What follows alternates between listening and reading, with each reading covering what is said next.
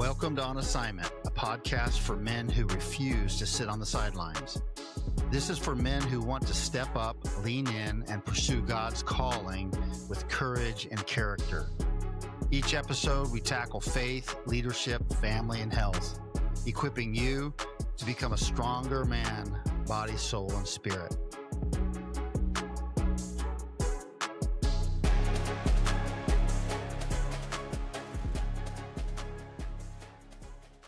On Assignment is brought to you by Mobilize Man. I'm your host, John Harvey, here with my co-host, Will Derlick. Will, how you doing? Doing good, John. How are you? I'm doing really good. I'm excited about this evening's topic. I feel like it's really important for us to understand the role and the part that we play in establishing the culture in our homes. And oftentimes I'll hear men talk about their home life with some frustration, and they'll talk about the way things are in their homes with a sense of frustration, with a sense of, man, I know that things could be different. I just don't know how to change the culture in my home. And so that's what we're going to talk about tonight is how, as men, as fathers and husbands, how can we create a culture in our home of peace and joy? Peace and joy. You know, as a kid growing up, I think that one of the things that my parents did really well was create a culture of peace in our home. We never really had a lot of infighting among us in the house. As kids, we would sometimes not get along and we'd argue and fight and that kind of stuff. But as far as like our overall culture in our home, it was never one of a lot of fighting and arguing and yelling. On occasion, my parents might have raised their voice or something like that. There was certainly discipline, and there were certainly times when we needed discipline. But there was a real sense in our home of like, I could trust who my mom and dad were to be peaceful, that they weren't going to just kind of be like volatile, right? I wasn't always trying to second guess my parents and how they were going to be acting. And I feel like when I talk with men, so many men were not raised that way. Yeah. How was your house growing up when you were a kid? How was your house? Yeah, I mean, this topic that we're talking about is so important, and it's the dad definitely sets the tone for the house. Mm-hmm. And so like I grew up, and my dad, he's a very joyful man, super goofy. He gave us great sense of humor. He's a blast to be around, but you could tell what kind of day he had at work by the way he came home. And like, okay, for the most part, like I said, joyful, but if there was a bad day, you could definitely tell, and like the atmosphere in the home would shift. And I don't know, like even if we go on like trips, it like how my dad was and like how he was doing, really like set the tone for the trip too. But like I had an older brother, and so we knew how to like make fun and make light of it. And so and it was inevitable that like anytime we'd go on a trip, there'd be something that was forgotten. And like at first, maybe when we were like a little younger, it would have like changed the trip, but we would just make fun of it and like almost make my dad more mad, but we would be laughing. Right.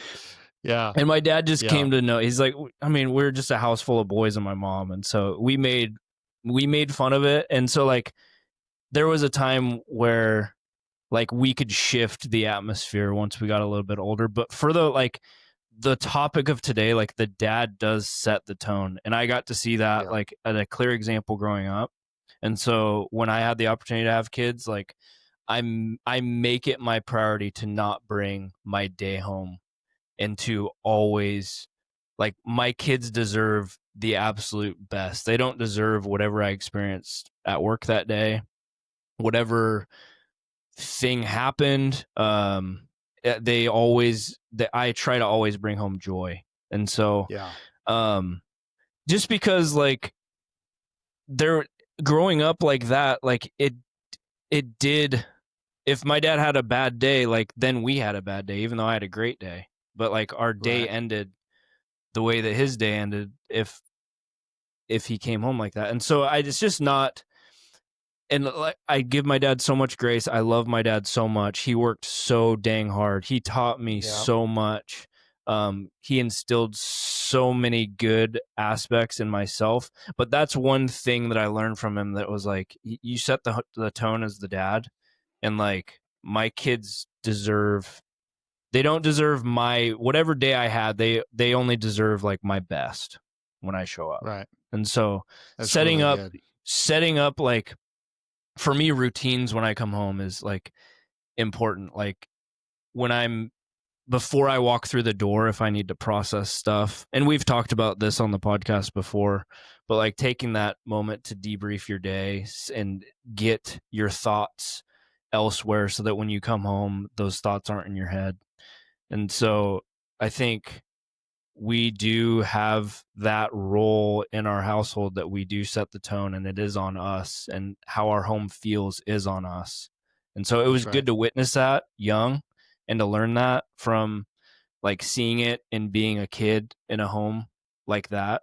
And my home was great. It was fantastic, but it was dictated on how my dad came home. And so just knowing that that responsibility lands on my shoulders as a dad, it's good. Yeah. And it's good to be aware of these things. I don't think my dad was Absolutely. like, as when I don't think my dad was aware of these things. And so that's why I'm No. so thankful to like have men around me who, and just a community of men who know these things and teach these things, and so that I'm aware. Because like Hmm. I don't hold my, like I don't blame my dad for that at all. He didn't have these people, these relationships around him to teach him and equip him the way that I've been blessed to have. And so I just think these are really good learning tools to bring into your house, and to just recognize and be aware of. Yeah. That's like where everything starts, is just being aware that you have this superpower of your home. That's right. And your kids will not always remember the things that you say. They won't always remember the hard work and the sacrifice that you put into raising them. But most of the time, what they'll remember most clearly is how you made them feel.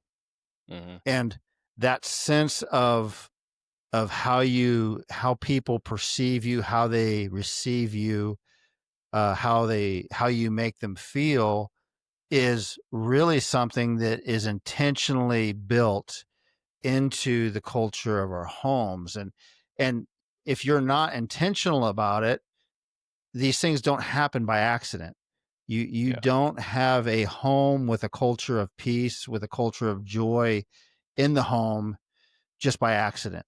And so being men who are intentional in cultivating that through our leadership, through the way we communicate, through the way we lead our homes spiritually, that's so critical to the process of having that culture in our homes that impacts the way that our kids are raised, that our wives are cared and loved for, and long term, it deeply impacts our relationship with our wives and our kids. And so that's why Mm-hmm.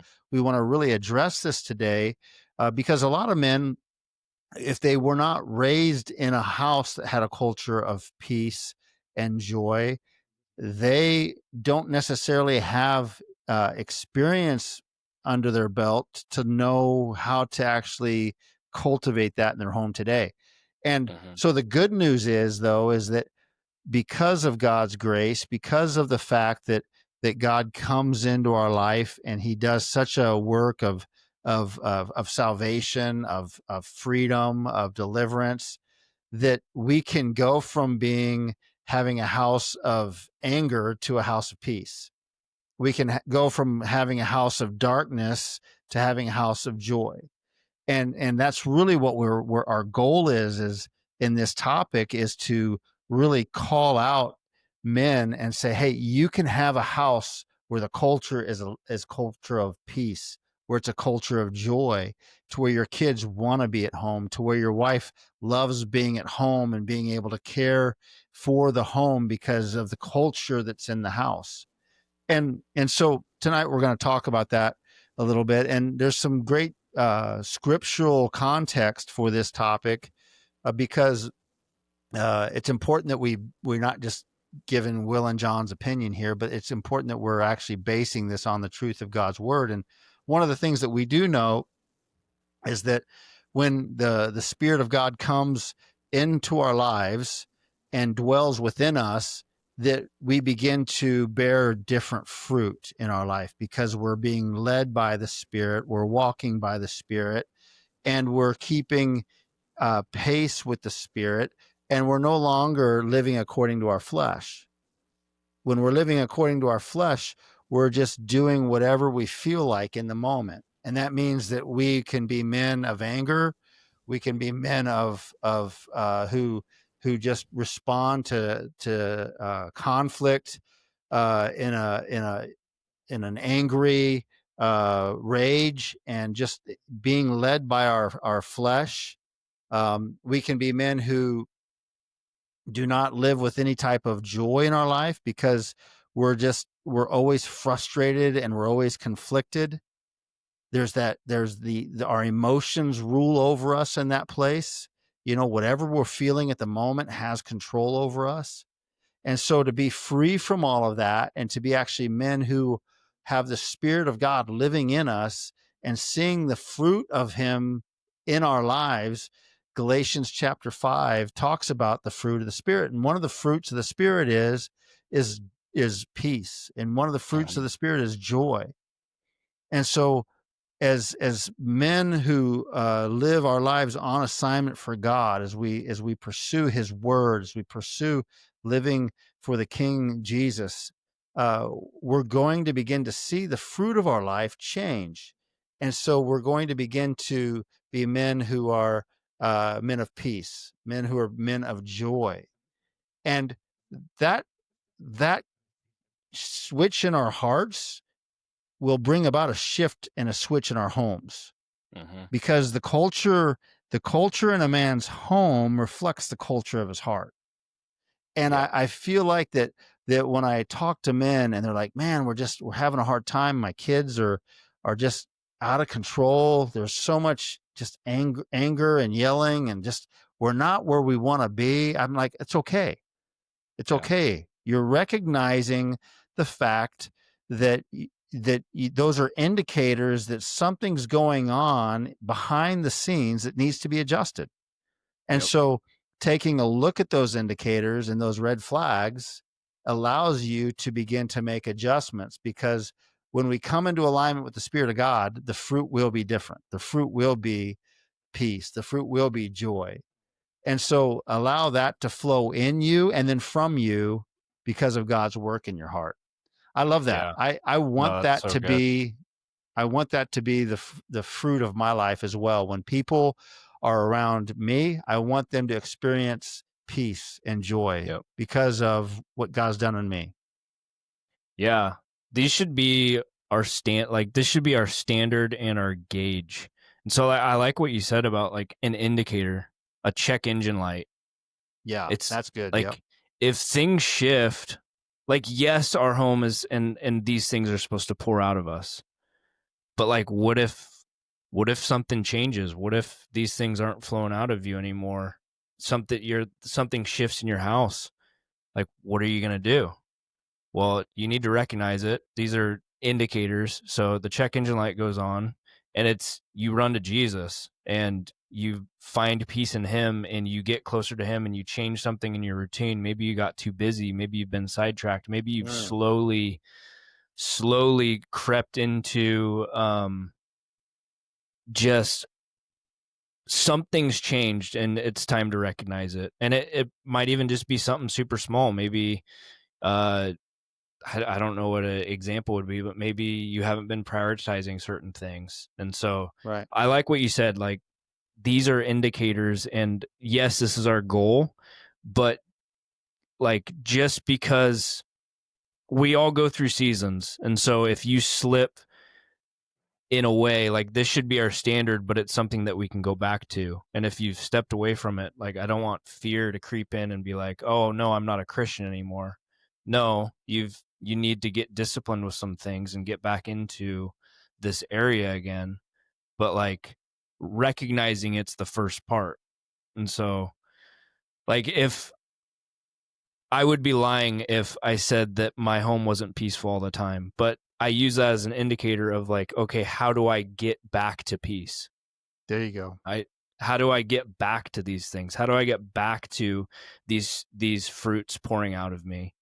And it's through Jesus, through scripture, and the closer that we get to him, the more that these things will pour out of us. And so it's just like you said, Hmm. an indicator to turn to the one that we need to turn to, which is Jesus. Yeah. We're not going to find it in anything. We're not going to find it in a workout plan.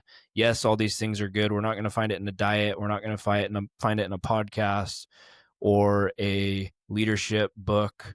We're going to find it in him. And I'm not saying that, I mean, all those things are really good things and they equip us for different areas of our life, but Jesus is the king that we need to go to Hmm. to seek these things. Yeah.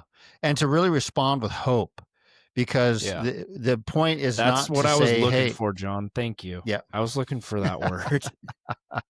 is You know me there's too well. hope, Thank you. because sometimes the enemy wants to come in, and because there's a blow up in our house, because there's a change in seasons, like, you start getting into your kids grow up into, and they're preteens, and you're just, it feels like there's certain times in your home when it's like everything's just great, things are flowing well, and then it's like there's other times where you're just fighting and wrestling and just trying to. And so um the idea is here is not to say that if there's a blow up in your home, or if you're having a difficult time, that should be a point of condemnation, that the enemy comes in and you allow him to bring in discouragement or disillusionment or anything like that. No, it's just like, I loved your analogy of the check engine light. Hey, what's going on here? And Hmm. the point that we're making, though, is that it starts with you Yeah. as the head of the home, as the husband, as the father. God has appointed you and designated you as the point man in your home, and it starts with you. And so that's when we have to, instead of judging our kids or judging our wife and saying, Yep. look at the speck in their eye, it's like, where's the log in your eye? Yep. How are you resolving conflict? We did a recent episode on how to resolve conflict. How are you showing up? Are you taking care of yourself to where you can lead well? Are you in the word? Are you spending time with the Lord? Those are those are all points where it's like, okay, we've got to go through our vital signs and be like, okay, how are we doing here? How am I doing here? And then make adjustments. And then uh th- you know there's really opportunities to make solid adjustments in our own life that will pay dividends in the entire house. And Yep. so, but ultimately the responsibility is on us for not only recognizing what's going on and saying, okay, I'm sensing a pattern here, what do I need to do about it? It's time for you to do some be just brutally honest with yourself and make those adjustments. Talk with your wife and say, "Hey, these are the things I'm seeing. What is it? What is your idea on this?" And come into a place where you're having this discussions, and then you're coming into a place of unity, and you're saying, "Okay, this is what we're going to do. Boom, let's do this together." And then you'll see the changes made, that shape and shift culture in your home. And so we really want this to be a point of hope for the men, and not a Yeah. point of like, "Oh, well, John and Will, their homes were awesome. I wish my house could be like that. It must be nice." No, this is something that all men of God, Yep. any man who's a follower of Jesus, can really hope for and build for in their own lives, because it starts with us. And Yeah. so that element of it being part of the fruit of the spirit in our life is so good.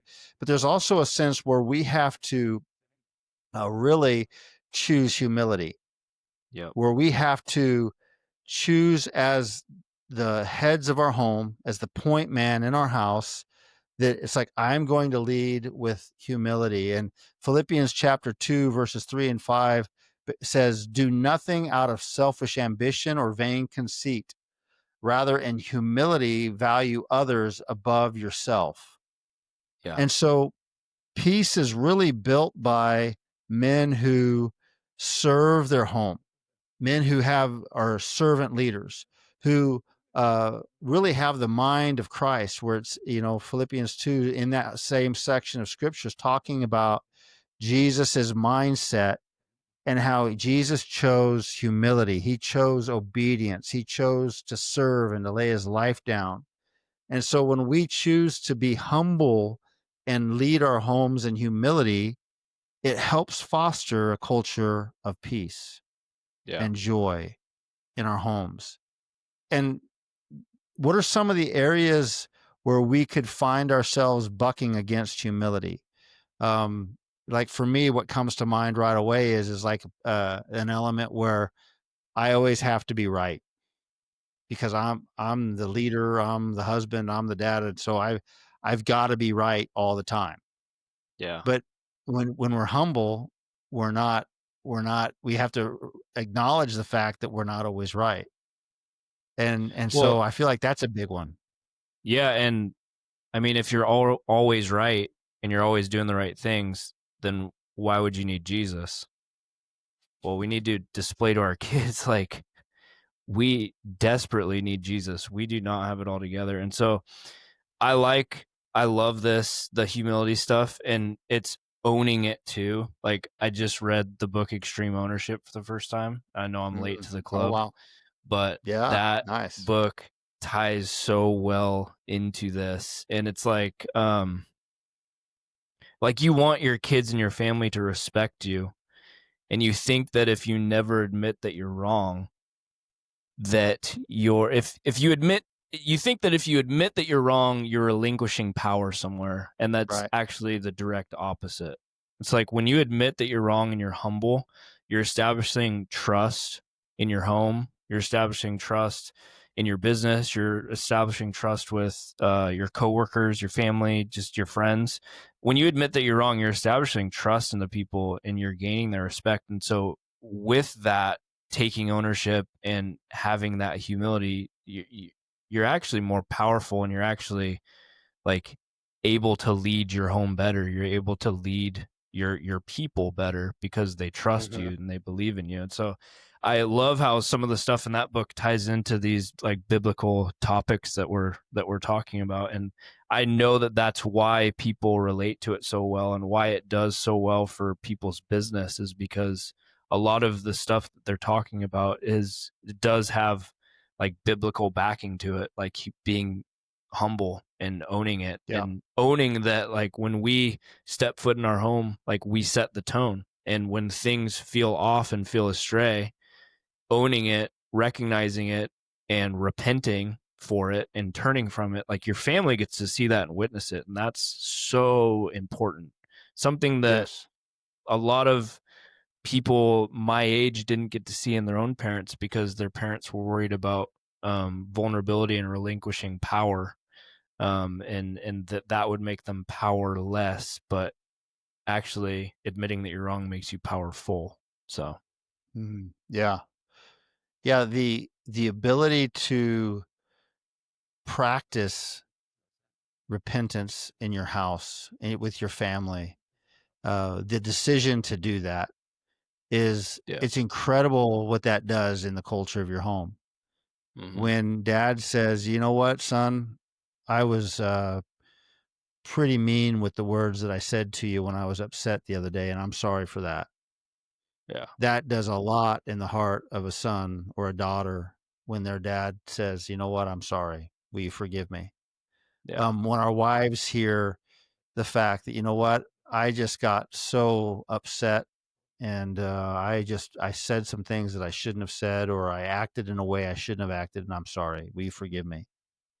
You know, we don't have to have it all figured out to be good leaders in our homes. We don't have to have a perfect response every time, We but won't. we won't. We won't, Yeah. and it's impossible. And don't put And that pressure on yourself. You're not meant to have that pressure. There's only one perfect yeah, person out there. that's right. Don't But put that pressure on. when we learn though the freedom that comes from being able to say, you know what, I'm sorry, forgive me.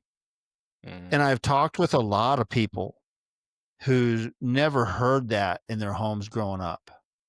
I've talked with a lot of people who have what we call father wounds, who where their fathers really hurt them. And even as those children become adults and they become mothers or fathers, they carry those father wounds with them in a way that they don't even know how to act as an adult because of the filter that they have of their father when it comes to the way they see God, the way they see other people in their life. And a big part of those father wounds comes from the fact that their father never said, I'm sorry, please Mhm. forgive me. And and so it's one of those things when we walk in humility, when we take ownership, like Will was saying, over our faults, over the things that we do when we don't do a good job at something, when we fail, when we sin, it allows there to be a trust that's built that's necessary for peace to reign in our lives and in our homes. If peace is going to reign, then there must be trust between the people in the house. And I can trust you when I know that if you mess up, that you're gonna own it and you're gonna take responsibility for it and you're gonna say I'm sorry. And when I'm gonna do the same thing, it creates a culture of peace that allows things to move forward and not get bogged down in bitterness and distrust and all of the things that come up from that, where it really stunts the growth in a home. And so uh, that one point of humility is so important. Um, and so as men, choosing to be humble, choosing to not be offended by our children when they say things that are hurtful, choosing to uh, choosing to humbly lay our lives down for our wives, like Jesus laid his life down for the church. Mhm. To not complain, to not complain about having to go to work, to not complain about the challenges that we face in life that our kids will never even know about, and maybe our wives don't even really affirm or thank us for. That's okay. Mhm. That's okay. We can humbly accept those things, knowing that it's not their fault. They're not doing it on purpose. But sometimes we, in our own minds and our own self-talk, begin to be like, well, they don't even know what I do when I get up before they're even awake. I'm already out the door by the time they've, gotten out of bed. I'm working all day. All the self-talk, man, it does not. We've got to really bring that to a. We've got to recognize it when it's happening and change the conversation in our heads, Yeah. because it's really something to where that's a point of pride. And when we humbly serve, when we humbly love our wives and our kids, we will do it with all joy, and Yeah. we will serve them with joy. We will lay our lives down just like Jesus did for the joy that was set before him. And so that's a big deal. And so the walking in humility um, is such a big piece of building this culture, as well as understanding the role that God has given you as a guardian in your house to guard the atmosphere in your home. There's a verse in Colossians chapter 3 that says, let the peace of Christ rule in your hearts, since as members of one bodies you were called to peace. And there's this sense there where we are going to um, that we're going to allow the peace of Christ to rule in our hearts, and that's going to impact the way that we relate with, and that we fulfill our role in the bigger body that we're a part of, in the bigger family that we're a part of. And so is the as the peace of Christ rules in our hearts, we can guard over that in our homes in such a way to where it's like, we're not going to settle for chaos in our homes. We're not going to Amen. settle for emotions that are out of control, the yelling and the screaming and the anger. We're not going to settle for any of that. We're going to guard the atmosphere in our homes and make sure that we're leading the way, that we are modeling what needs to be modeled, but that's something to where, you know what? No, that's not the way that the Harveys do life. Yeah. That's not the way the Derlicks do life, that we do family. And so that's another big one, is understanding that, again, ownership as a man, that it is your role to guard the atmosphere in your home, and that the Yeah. peace of Christ should rule in your hearts. And as it rules in your hearts, you can have that be the culture that you're establishing in your home. Hmm. Yeah. You and Brenda have taught on fortifying your home. And I love that word to describe what our role is. We allow what to come in and what to stay out of our home. And I Yep. think this plays into exactly that, of like fortifying your home. And I look at it like a fort with tall walls, and we get to allow what comes in, what goes out, and we build up and block like Yes. anything that is not allowed into our home. Like, you're not allowed into our home.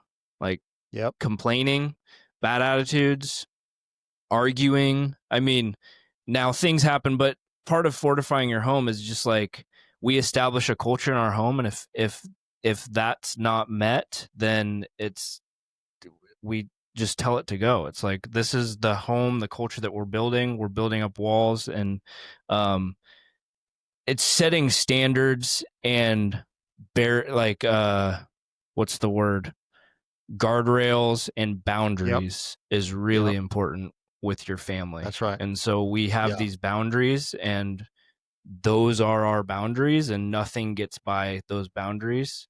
And so, like, when you have kids, there's so much that goes into that. And you and Brenda, I believe, did like a whole class and course on fortifying your home. But there's a lot that goes into it, but it's important, and it's our role. And just the way that you're talking about being like a gatekeeper of like emotional and spiritual climate in your home, I think that's the fortifying your home is the image that I'm given of like our role as the man. You are the Yeah. gatekeeper. You allow what to come in and what to stay out, and it's a really cool place to be, to have that authority with the Spirit of God behind you to be able to keep darkness out of your home. I think That's it's right. important. Like, you have the ability and the authority through the Holy Spirit, through the power of God, to keep darkness out of your home. How cool is that? Yeah.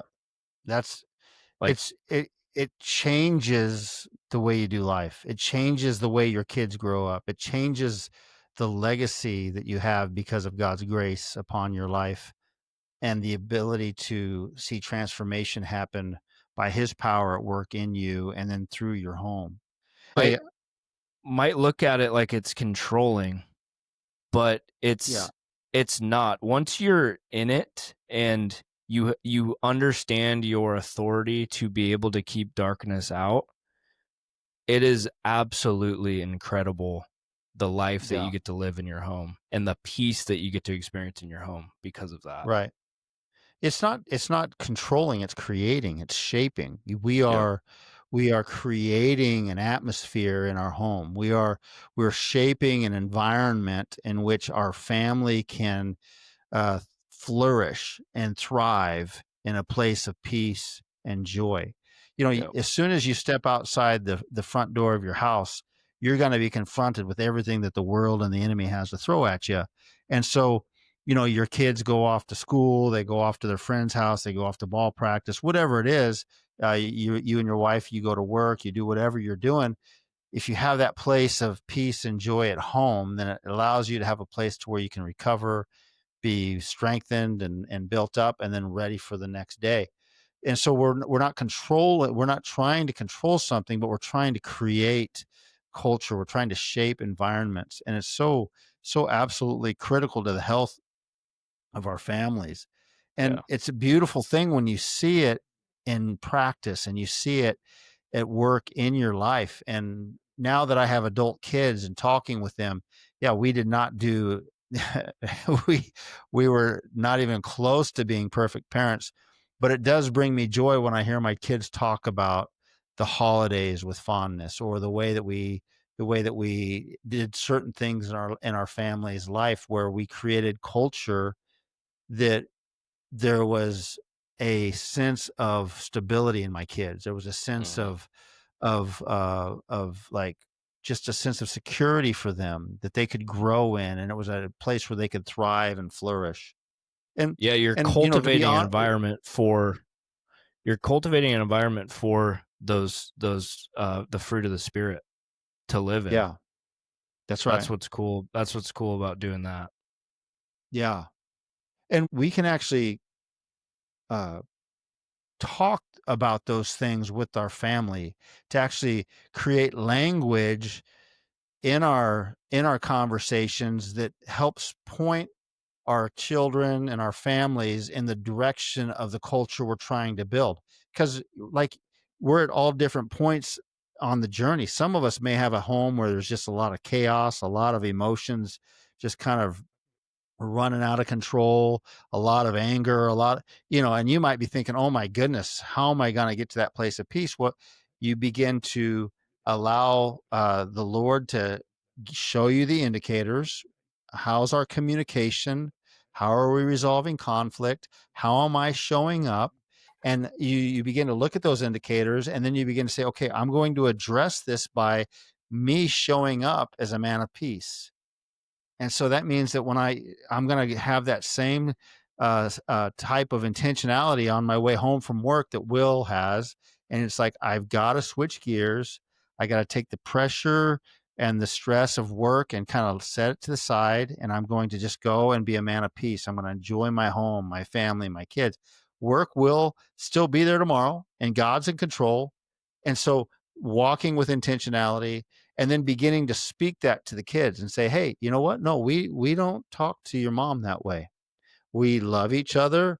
We talk to our we You'll talk to your mom with honor and respect, and you begin to verbalize and communicate and create language in your home to where it's like, this is what a Harvey is, this is what a Derlick is, and you're creating an identity that actually is the identity is what's shaping the environment and the culture in your home. And so as you're hearing these things, as we're talking about being uh, men who are humble, as we're talking about the fruit of the spirit being uh, peace and joy, those, use that language in your home. You know what, at dinner time, thank God for a house of peace, and thank God for the joy that when you're praying for when you're saying grace, um, walk in humility, and teach your kids, hey, you know what? No, we treat each other with humility. We lead ourselves with humility, and we treat each other humbly. And so begin to use language. I feel like that's another point where it's like we're not just shaping these environments and creating culture, but we're also speaking with language that points to what we're trying to create in our homes, and that brings continuity to everything. Hmm. And there's there's a verse in James chapter 1 that is so important in the area of communication, in the area of when it comes to communicating as a leader and as a man, a husband and a father. James 1:19 encourages us to, or actually tells us to, be quick to listen, slow to speak, and slow to anger. And Hmm. and so learning to learning the power of how you communicate, and beginning to see the patterns of communication in your home transformed by you practicing this. Yeah. Be quick to listen. be slow to speak, be slow to anger.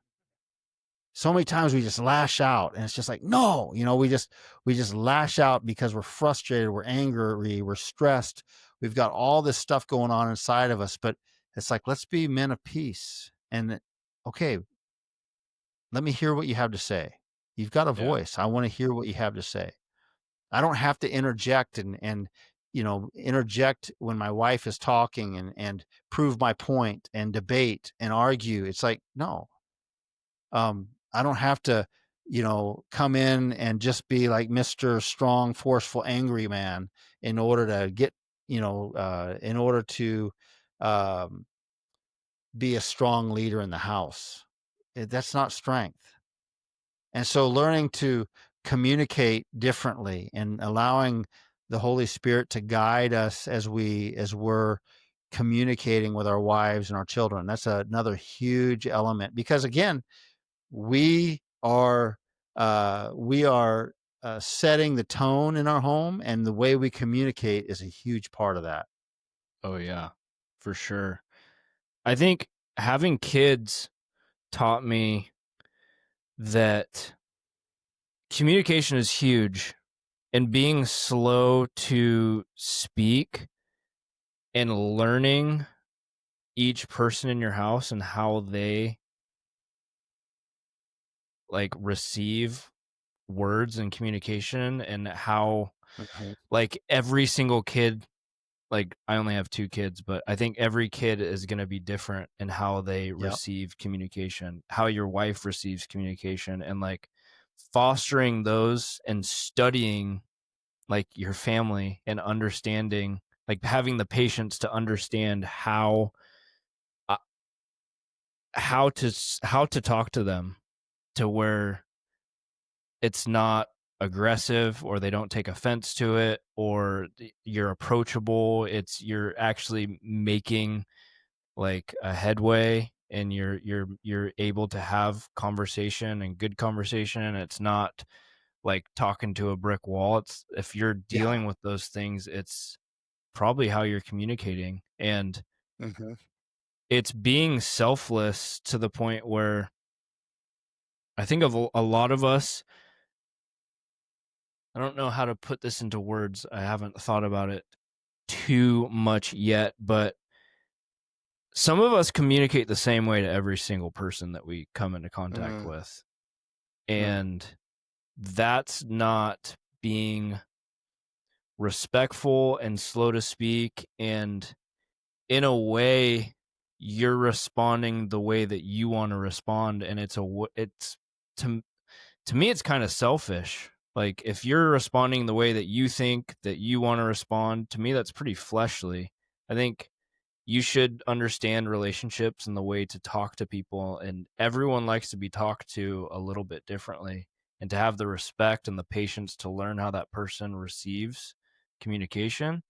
That's I think that's a testament to like as a man we should be doing that, especially for the people in our homes, yeah. learning how to talk to them and learning how to communicate. And that's part of being like what James is saying, slow to speak.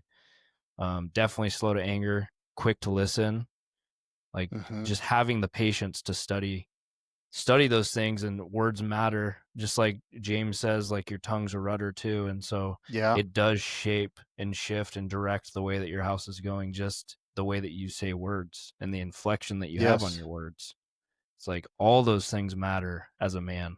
You can say the same thing 10 different ways and it can be interpreted 10 different ways by just saying the same thing differently. Yeah. Yeah. And it's really true. Tone and timing, all of those are really important pieces uh, in learning to communicate well. And I agree. I feel like that the big point in that verse in James is just Hmm. be slow to respond. Um, and that's not just, I'm not saying that as a rule of thumb over all communications, but understand that oftentimes we just we respond emotionally without even thinking about what needs to be said, or thinking about what's going on in the mind of my 5-year-old right now. Yep. And we just look at it through our adult lens, and then we immediately just fire something off at our child that's like, wait a second, you didn't even take time to consider how they're seeing this situation and respond accordingly. And Yeah. I feel like that the haste in which we communicate often, it's an impatience. It's a, Hmm. this is annoying. I'm frustrated. Let's just be done with this. Stop, stop doing what you're doing. Stop interfering with my plan for the evening by doing this, and let me get on with my plan for the evening. And it's more like, okay, be patient, Yeah. be Slow slow, down. Be thoughtful. slow down, take some deep breaths, think about it. Sometimes you might need a little disconnect there and be like, okay, hey, son, I need you to go to your room. I'll be Hmm. there in 5 minutes. Whatever it is, but really understanding that we shouldn't be in a rush to resolve things like that all the time. It's, you know, there's discernment, right? There's times when it's like we have to speak strongly, and we have to come in quickly and be like, son, no, you will not talk to your mother that way. Hmm. There's points in time where our children know what's expected, and they know the standard, and they are pushing against that standard, and it needs to be addressed quickly and strongly. But there's also a point of, well, is that really what your child's doing? Is that really what the situation requires? And being discerning, and discernment, again, it takes a moment to discern. And so we talk a lot about that point in time between the stimulus and the reaction. That's that point in time where it's like, take a deep breath and discern, how do I need to lead through this? And it's the Hmm. same with our wives and our marriages. It's the same um, with our friends. It's really a communication piece that's really important for us to grow in as men in our leadership in general. But it is vital to having a culture of peace and joy in our homes when we're not volatile, Yeah. when we aren't like a volcano ready to erupt at any moment, because if all it takes is one kid not getting his chores done in time, or one kid not doing exactly what you asked them to do, it man, that is not a culture of peace. And so learning to communicate, learning to be slow to speak, slow to anger, and quick to listen. James gives us some really great wisdom there. I love that. And I feel like that's a big deal, and it's really helpful for us as men in our communication. And then also being able to find, there's another scriptural, biblical principle in this that we want to take a look at. And that is that we need to practice joy, Hmm. that, that joy is not a result of conditions that are satisfactory, conditions that are good. It's not a result of success or anything external. Joy is a result of God's presence and our connection to God's presence. And the Bible, there's this a verse in Nehemiah 8 verse 10 talks about how the joy of the Lord is your strength, and how we find joy in God's presence. That's how people throughout history have been able to find joy in the most difficult circumstances, because they had the presence of God in their life, and they were able to experience God's presence, and encounter God himself. And there's joy in that. And so being men who are able to operate in joy, no matter if there's financial pressure at home, no matter if there's things going on that are difficult, but really being able to practice joy. When we practice joy, joy is something that fills us up and overflows. And other people can sense when we have joy and when we don't have joy. I think that you hit it on the head earlier when you were talking about the fact that, your kids can tell how you're doing, behind what you're saying. Mhm. They can sense how you are. And as men, if we practice joy, if we walk in joy, and we're choosing to live with joy in our life, and seeking God's presence, and really walking in God's presence, that's going to fill our home, that place of joy is able to fill our homes with God's presence, and with that culture of joy that allows our home to be okay even if our finances aren't. It Yeah. allows our home to be okay even if we're going through a difficult time or a difficult circumstance. And so really, being able to operate in joy as men is a critical, um, is a critical piece of our growth in our relationship with God. And I ask myself consistently, this is an area where I have to work on. And so I find myself consistently asking myself, am I walking in joy? Do I have a sense of joy right now? Yeah. And it's a good question to ask yourself, because if you don't have a sense of joy, then it's like, why not? What is it that blocking you from the joy of the Lord? What is it that's keeping you from that joy that God has for you? And oftentimes, from myself personally, it's when my eyes are fixed on the problem and not the problem solver. Mhm. When I'm looking at the storms of life and the waves that are coming in heavy and hard, and it's like, oh my gosh, this is really, really challenging. I begin to walk in fear. I begin to walk. The stress comes in. Those things that are very normal for us to experience as men, as providers, as leaders. And so none of those things are things we're going to experience in life and that we have to deal with. But I want to keep my eyes on the one who I'm trusting in, the one who will lead me through all the storms. And in that place, I have tremendous joy knowing that he's with me. And Yeah. so I'm always checking my joy gauge in my life and just saying, okay, man, am I walking with joy? And so as husbands, as fathers, let's be men who walk with the joy of the Lord. Let that be our strength, the presence of God at work in our life.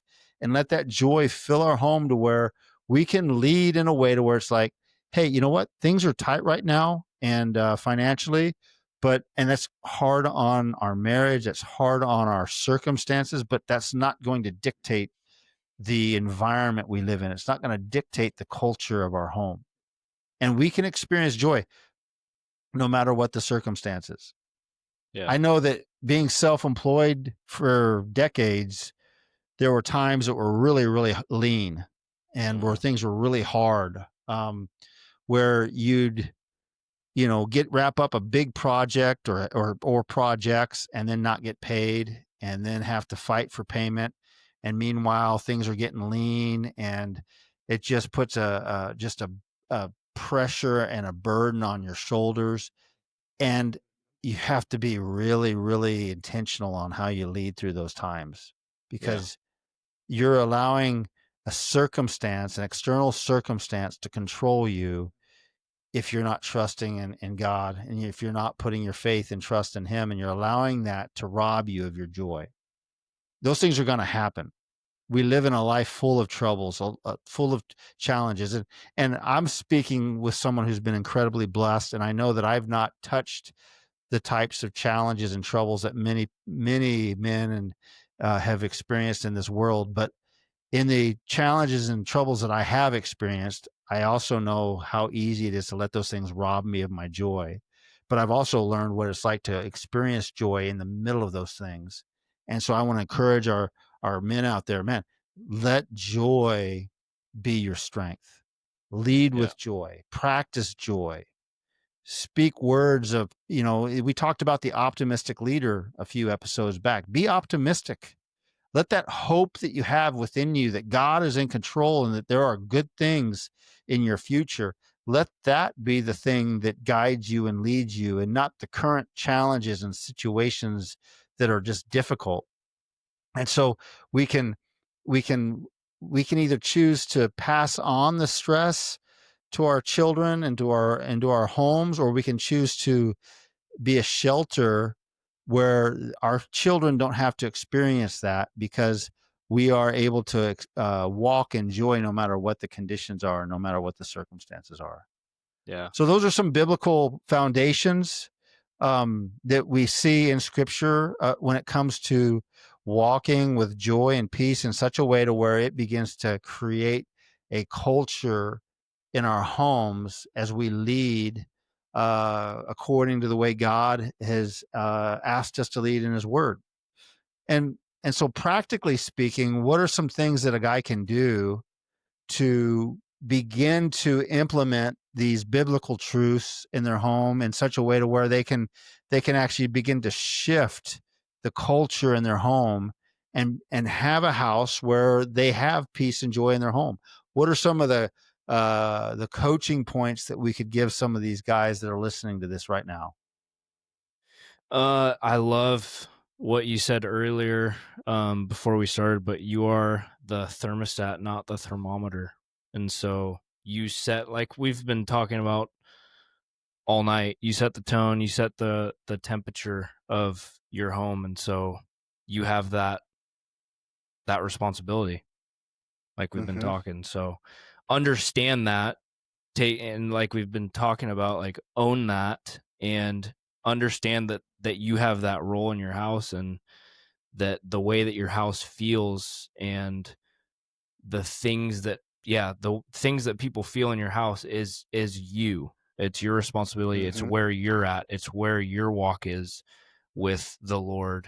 It's where you're at, where, how you're coming home from work, how you're Yeah. talking about work, how you're talking about people, how you're just living is the way that your home's going to be, the way that your home's going to So feel. good. And so Yeah. that's a weight, that's a responsibility, but it's beautiful when you recognize it and you get to see it in Yep. action. And it is like it's a sense of it's a sense of ownership. It's a sense of, like, it's a very cool responsibility. It's an awesome burden to bear when harnessed correctly. Yeah. I Yep. I don't know if that's And the right there's words for it, but Yeah. No, it's great. I love that, because there is a sense when you understand that you have an opportunity to shape the culture in your home. mhm. You have the opportunity to do something about it. You don't have to just settle for the way it is. And so it's like being put in front of these building materials, and the Lord's like, "Hey, build the best thing that you want to build. Build the most beautiful thing you want to build."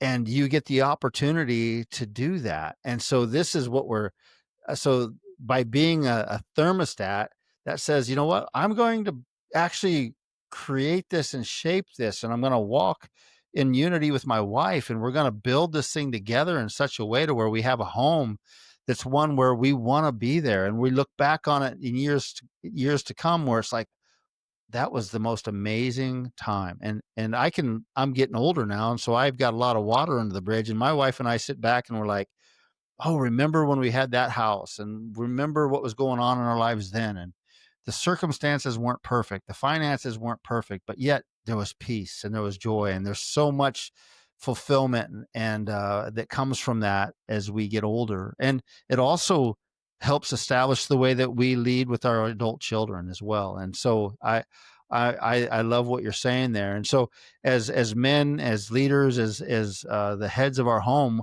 we choose to be calm. We choose to not complain. We choose to have gratitude.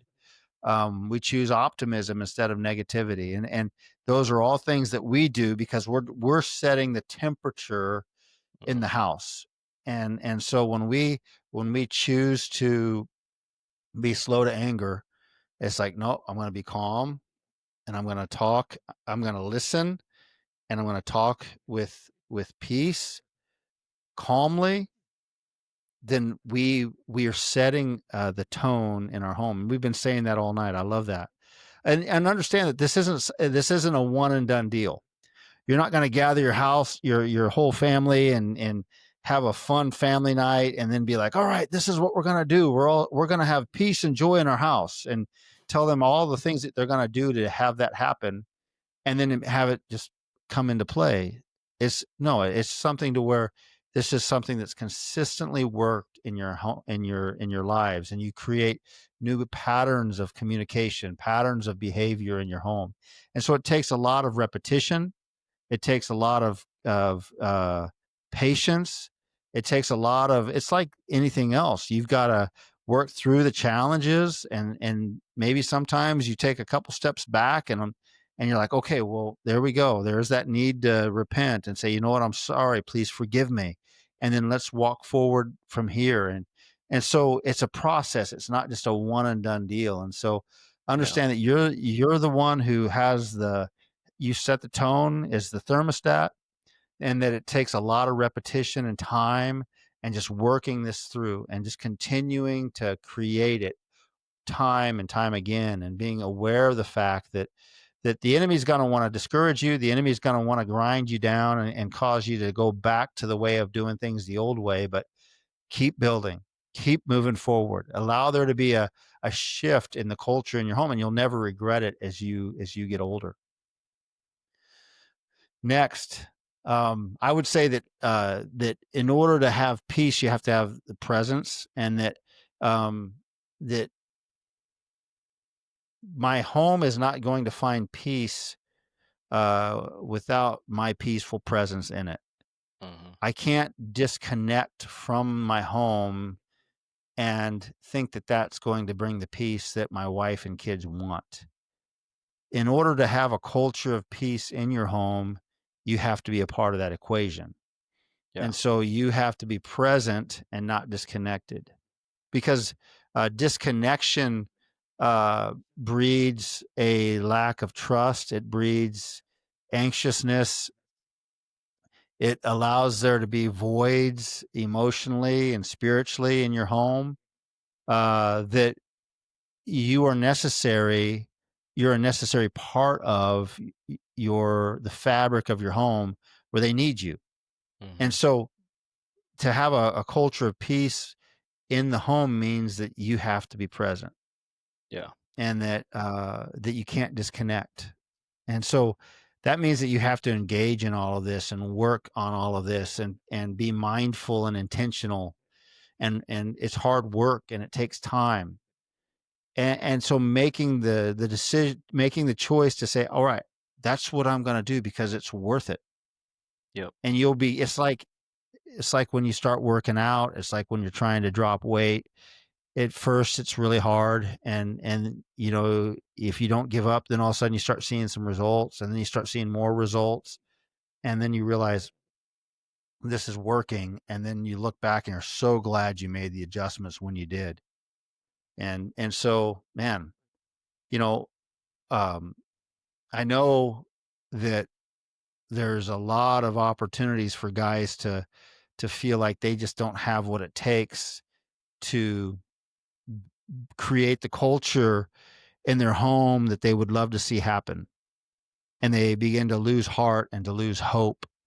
And so we really want to encourage you guys today that, hey, that we're not talking about showing up perfectly every time, Yeah. but we are talking about consistency of, hey, keep showing up, keep showing up, keep working on this, and be present, and don't allow discouragement to cause you to disconnect. Don't allow the hard work of it to cause you to disconnect. Keep leaning into it, and you're gonna see the fruit of it. And also, I guess the other point I would say, Will, is that the Father sees your heart. Hmm. He sees your desire to please him and to see these changes in your home. And he gives us favor. He gives us the grace. His love fills the gaps and helps us in those times of difficulties. And so we can really trust in him and rely on him in that place where, where we're weak. The Bible says that he's strong. Yeah. And so I guess I want to take the pressure off of guys to have it perfect every time, but understand that it's a process, but you have to be consistent and you have to stay present. And if you Yes. can do that, you're going to see big changes. Yeah, and going back to the peace requires presence. Um, I think the more that you're drawn out of your home, whether that be for work or, I mean, most of the time for men, it's for work. Yeah. The more that you're drawn away from your home, the more intentional you have to be in your home. And so Yeah. that goes along with, like, we did a podcast on just being more than a paycheck. Like, you are Hmm. more than a paycheck. You're not just going out to work to come home. Um, it, and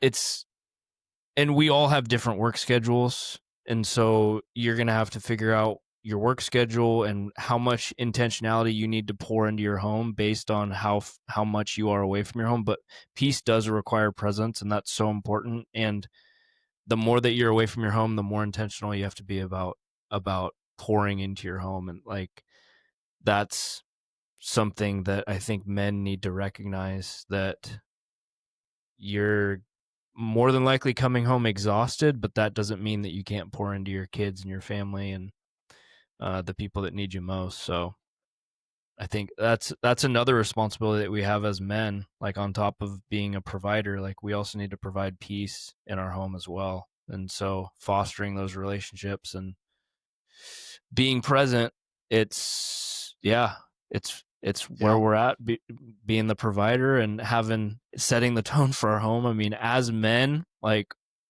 we have God entrusted us with a big responsibility as men, Yes. and we need to That's recognize right, it. We're not just paychecks. man. We're not just coming home to watch football because we're tired, putting our feet up and asking our kids to bring us a beer. It's like, no, we Yeah. need to pour into these things. And I Yeah. mean, if that's if And that's what you enjoy, then hey, so be it. But you're more than that. You're more to them, and there's a void there, that's not being fulfilled if you're not fulfilling it. So, that's oh, and right. other things that you don't want to fill that void will come into your home, and yeah, Yeah, totally. And I love how um, you model that, Will. I mean, you work your 24 and your 48-hour shifts at the firehouse, and just seeing how you actually come home and you've got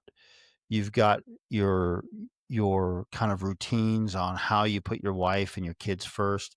It's been great. And what I'll always, when I look at a guy, a lot of times I'll pay attention to how his wife acts around him as kind of a good, uh, as a good, what's the word? Filter for how that guy's doing in his leadership. Because if his wife is at peace, if his wife is happy, and full of joy, if his wife is free and walking in freedom, and you can see that she's being loved by her husband well. And I know that I love that with you and your wife and your kids. I see your kids and your wife, just they dote on you, love you so much. And that's just an indicator that when you're home and you're present and you take really good care of them. And that's so important for us. And I love what you bring up in the fact that we are stewards, that God has mhm, given us our wife and our kids and our homes to steward over. And so he has entrusted us with so much. And mhm, I want to encourage our listeners out there uh, to steward the things that God has given you to steward, but to do it with joy, to enjoy the journey.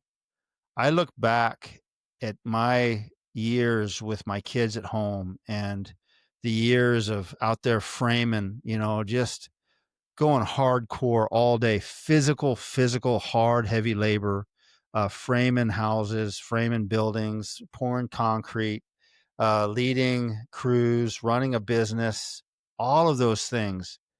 And yet I remember coming home and just being silly with my kids Mhm. and laughing with them and wrestling with them and tickling and teasing and playing games. And I'm not saying that I did I did that all the time and I did it really, really well, but I just look back and I'm like, man, I do feel like I enjoyed the journey. That I modeled joy and I modeled as best as I could a father who loved his kids and was excited to see my kids and wanted to hold them in high esteem and take good care of them.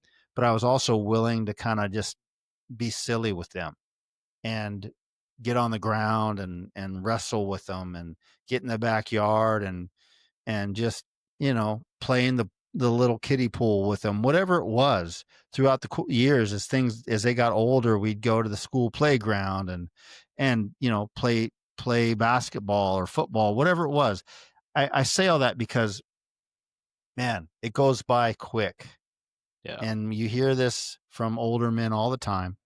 But those years with your kids, they're hard, they're challenging, it's a sacrifice. You're constantly laying your life down.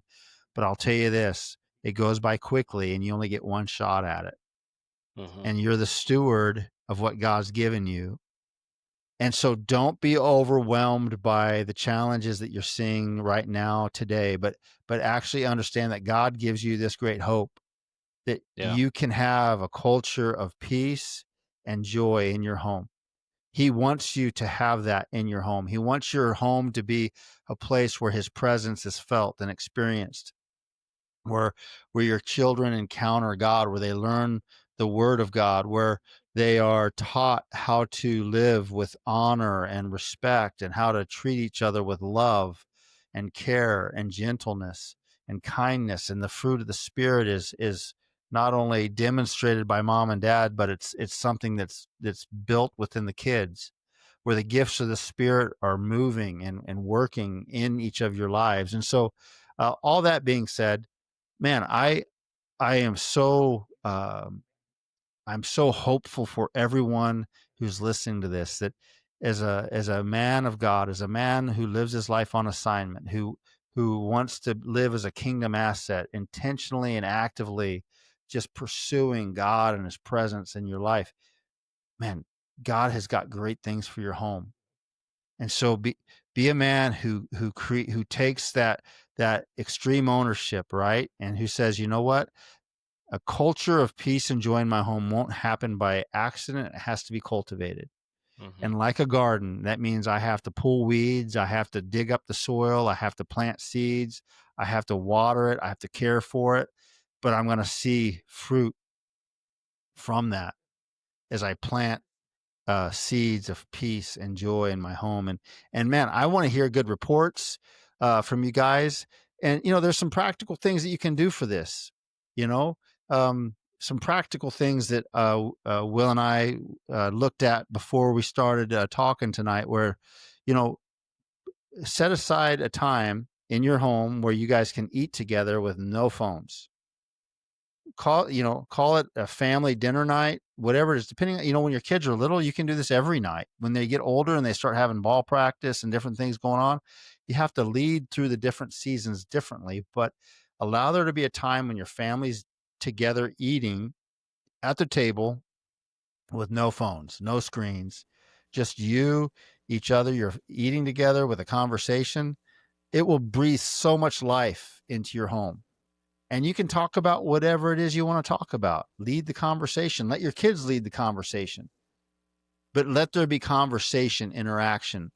Do a family check-in night.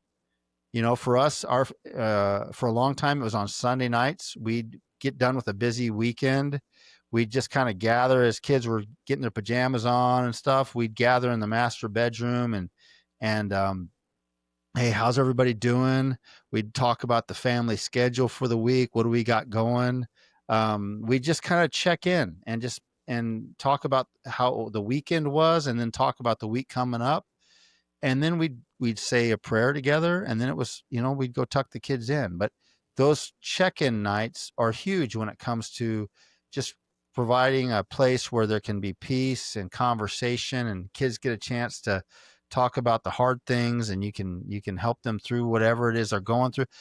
It's just conversation again, but choosing this week, what is one area where you can begin to really implement a culture of peace and joy in your home, to where you can actually begin to get some time in together through the words that you speak in your communication. Maybe it's the music you're listening to. I loved, my wife always had a worship music, a Christian like worship music playing in the house. It was always kind of in the background, and it led to such a spirit of peace in our home. And we would listen to different music on different nights too. It was like, if we're eating spaghetti, we'd listen to Pavarotti. If we're eating American food, sometimes we'd listen to good old patriotic country music. Whatever it was, we had different atmospheres though, that created a place where it was like the kids, there was peace in the house. It just, what we listened to, our ears, our eyes, our minds are all gateways. And so we're trying to create, allow things into our home that we want to allow in, and we're not allowing things in that we don't want to allow in. Praying together, when there's a lot of stress, and when there's a situation where it's like, oh, the car broke down today. Okay, let's pray about this. Let's ask the Lord to help us. Begin to teach your kids that peace comes from a place of understanding that God's with you in the hard times. And so going to him in prayer, and not allowing there to be stress and anxiousness, but going to him in prayer, and the peace that comes from that passes understanding. And so those are some practical things that you can do this week. I'd like for you guys to begin to look at your homes, begin to look at what are the indicators that are saying, you know what, here's a pattern that's not really a pattern of peace and joy. How can I lead through this in a way to where we can change that and shift the culture in our homes to where we have homes that are full of peace and joy? Did you have any closing thoughts on some of those coaching tips at all, Will, or any thing you want to add to that? I know I kind of just went on a soapbox there and got long winded, but did you have anything you wanted to add to that? I think all those are great. And yeah, the connection piece is super important, and just start young. Like, it should Yeah. become like what we've talked about is routines. And um Mm. I like how our sheet says establish rhythms of connection. It's like it Yeah. should become a rhythm. Start young. Start when they're Yeah. toddlers, and just make that the norm in your house. And so do the dinners and the family check-ins and all those things. Praying together is huge. It's really how you shift things, and the authority that you have to shift things with the power of God, and to depend on him, and to have faith and work those things out together with your wife and kids is super special. And to see Yeah. your kids rely on that when things are bigger than them, that they know who to go to and what to do, and to have faith and hope. It's really amazing to see your kids have hope. Hmm. Especially when, I mean, it might be something small, but to them it's bigger than them. And so to see them know where to go to for hope is super special, and they're only going to get to see that and know to do that if they see you doing that. So Yeah. praying together is huge. Praying with your Yeah. spouse, praying with your kids, amazing. And guarding the spiritual gate. I love, we talked about fortifying your home. And so it is like, you were talking about good music and good things, and have like uh really good, powerful, peaceful influences, but keeping the dark stuff out, um I mean, for me, is huge. Like, I used to be big into like rap music, and anytime I turn it on now, it's like what is this? I can't, it's hard to even listen to, but it definitely has influence over way more than you would think. And so Mm. part of fortifying your home is like, what are you watching? What are you listening to? What are those things that you're allowing into your home? Um, and you have the authority to put a stop to that if you have teenagers and you don't like what you're hearing, or what you're seeing when you walk past their room. You have Yeah. permission and authority to take care of that however Yeah. you To need to. address it. Uh, Yeah. I mean, I'm not there with young toddlers, but I was there with myself just a few years ago of like recognizing like the power that your eyes and your ears are gates to your soul, and you have the Yes. Yeah. power uh, to control what you see and what you hear. So I thought all that That's stuff so is good. amazing, but it's so Yeah. applicable. And just start. I mean, find something and start, and That's it's right. amazing. It is absolutely amazing to apply these things and to get better at these things. And it is a process, like John was saying. You're not Right. gonna automatically shift everything in your life at once. It's a process of choosing, and prioritizing what's needed, and just start somewhere. It's and That's then you right. start to see things shift. So thank you so much, That's John. good. This Oh lesson yeah. was absolutely amazing. All these things are so applicable, and I'm so blessed to have you and your mentorship to be able to apply these things at such a young stage in our family's life, that I'm just grateful That's for the good. relationships that God's put in my life to equip me and my family for Yeah. success. Yeah, and that's what we're all about here at Mobilize Man as well. Is we want to uh, just speak from God's word and from what He's done in my life and in our lives, and encourage men and to help them on the journey. And one thing that came to mind while you were talking, Will, is that we've been talking a lot in the context of a single, like a unified family unit, right? Where you've got your husband, your wife, kids, but these principles are actually universal. And so if you're a single dad out there and you've got like partial custody of your kids, you can apply these same principles to those times when you have your kids with you. I know there's dynamics where if the mom, if their mom is of a different mindset or not walking in the faith or whatever, that it creates a lot of complications in that. But the overall approach, though, of the culture that you build in your home is the same. Mhm. And so really working these same things, if you're a single dad, is it's important to understand that. Or maybe you've got a blended family and you've got kids from your kids and your wife's kids. So I want to acknowledge the fact that there's different contexts out there, but what we're talking about will help you create that type of culture in your home. And that if you're a single dad or if you're a blended family, that you don't have to settle for anything less than what God has for you and for your family and for your legacy. And so there might be points where it's like you're going to need some different coaching or some different approaches to certain aspects of it. But the overall heart and the overall principles behind what we're saying is universal and should be able to be applied in your life and in your home. And so with that being said, we are excited to hear about how you guys are doing and how things are going in your homes, and we're hopeful and prayerful that you will be able to continue to see your home grow as a place where there's peace and joy that just fill it and then overflow from it, and that your home would be a light to the neighbors around you, to your extended family, and that you would be a man of peace and a man of joy as you lead in the stewardship that God's given you over your family.